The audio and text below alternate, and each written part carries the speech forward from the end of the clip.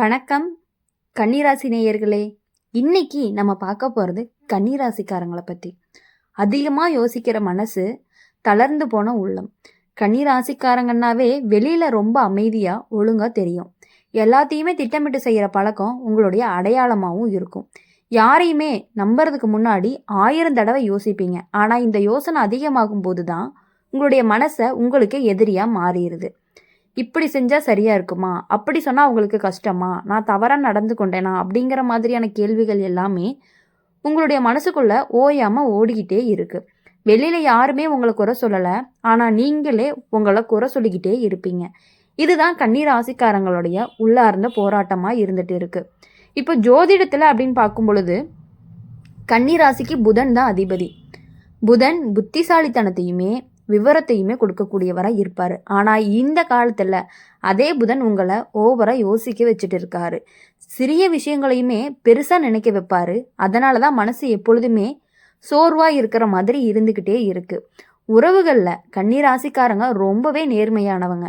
அன்பு காட்டுற விதம் சத்தமாக இருக்காது, கவனமாக மெதுவாக தான் இருக்கும். ஆனால் நீங்கள் எதிர்பார்க்குற அளவுக்கு அந்த அன்பு திரும்ப வருமா அப்படின்னு கேட்டால் அது ஒரு கொஷின் மார்க் தான். நான் போதுமானவனா இல்லையா, என்னால் தான் இப்படி நினைக்கிறாங்களோ அப்படின்னு நினச்சிக்கிட்டே இருப்பீங்க.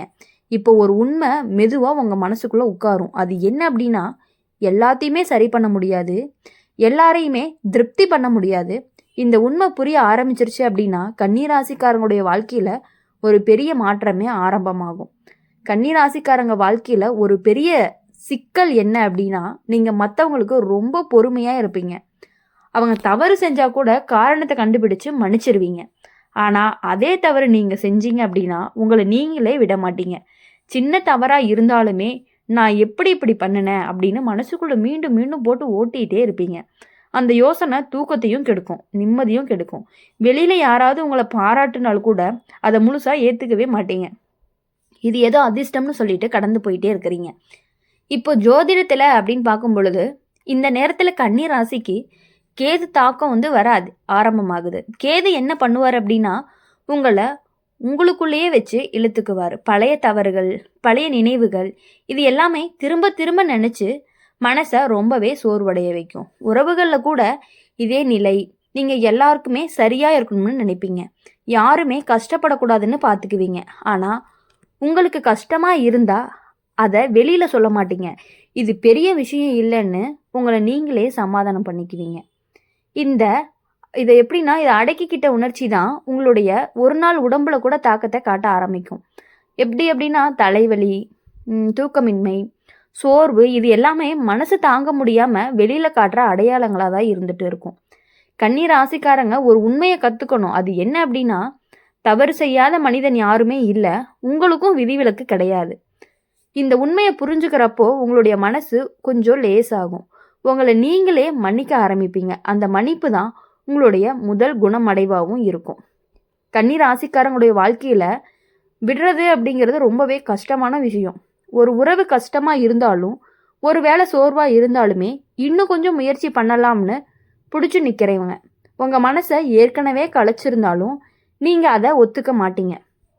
இந்த காலத்தில் இந்த வாழ்க்கை உங்களுக்கு ஒரு பாடத்தை சொல்லும். அது என்ன அப்படின்னா, எல்லாத்தையுமே சரி பண்ண முடியாதுன்னு சில விஷயங்கள் எவ்வளவு முயற்சி பண்ணாலுமே நம்ம கையில் இருக்காது. அதை ஏற்றுக்கிட்டீங்க அப்படின்னா தான் மனசு ரொம்பவே அமைதியாக இருக்கும். அதை ஜோதிட சைடில் பார்க்கும் பொழுது இந்த நேரத்தில் கன்னி ராசிக்காரங்களுக்கு புதன் சற்று மென்மையாக செயல்பட ஆரம்பிக்கும். அதனால தான் யோசனை குறையும், உணர்ச்சிகளை ஏற்றுக்கிற மனநிலை வரும். நீங்கள் இனிமே என்ன தவறுன்னு மட்டும் கேட்க மாட்டீங்க, எனக்கு இது சரியானு கேட்க ஆரம்பிப்பீங்க. இதுதான் பெரிய ஒரு மாற்றமாக இருக்க போகுது. உறவுகளில் உங்கள் எல்லையை வரைய ஆரம்பிப்பீங்க. எல்லாருக்குமே எல்லாமா இருக்கணும்னு நினைக்க மாட்டீங்க. உங்களை மதிக்காத இடத்துல இருந்து அமைதியாக விலக கற்றுக்குவீங்க. இதுதான் தைரியமும் சுயமரியாதையும். ஒரு உண்மை தெளிவாக இருக்கும் உங்களுடைய முடிவில். விட்டுறது அப்படிங்கிறது தோல்வி கிடையாது, அது உங்களை காப்பாற்றுறதுக்கான ஒரு முடிவாக தான் இருக்கும். இந்த அதாவது கன்னி ராசிக்காரங்களை பொறுத்த வரைக்கும் வாழ்க்கையில் இறுதியாக மெதுவாக சமநிலைக்கு வந்துக்கிட்டே இருக்கும். முன்னாடி மாதிரி எல்லாத்தையுமே கட்டுப்படுத்தணும்னு ஓட மாட்டீங்க. சில விஷயங்கள் தானே நடந்துட்டு போகுது அப்படிங்கிற மாதிரி விட்டுருவீங்க. அதனால தான் உங்களுக்கு நிம்மதி அப்படிங்கிறது கிடைக்குது.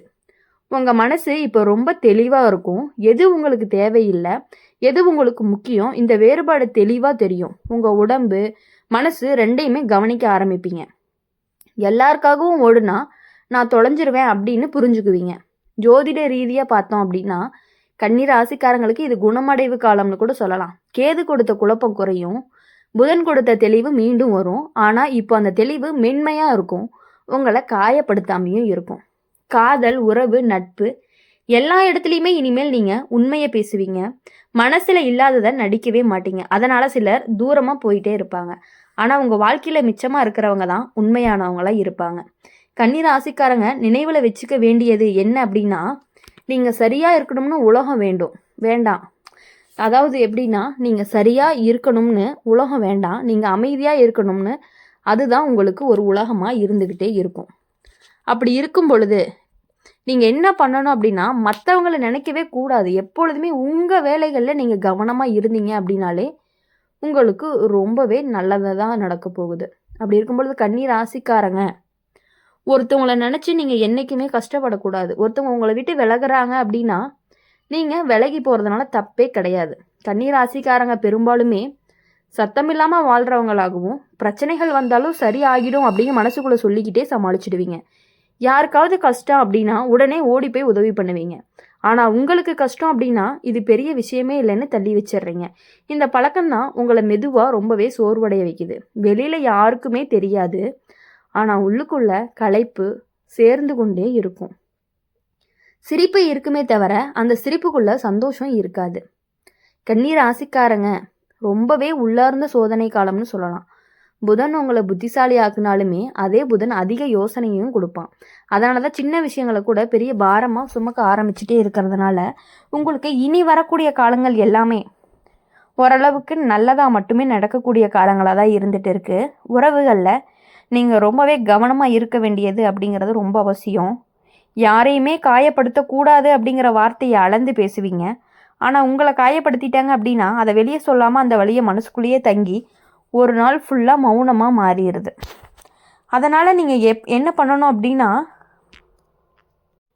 மற்றவங்களுக்காக ஓடுறதை விட்டுட்டு உங்களுக்காக ஓட ஆரம்பிச்சிங்க அப்படின்னாலே உங்களுடைய வாழ்க்கை அப்படிங்கிறது இன்னும் கொஞ்சம் மென்மேலுமே முன்னேறிக்கிட்டே போகும்.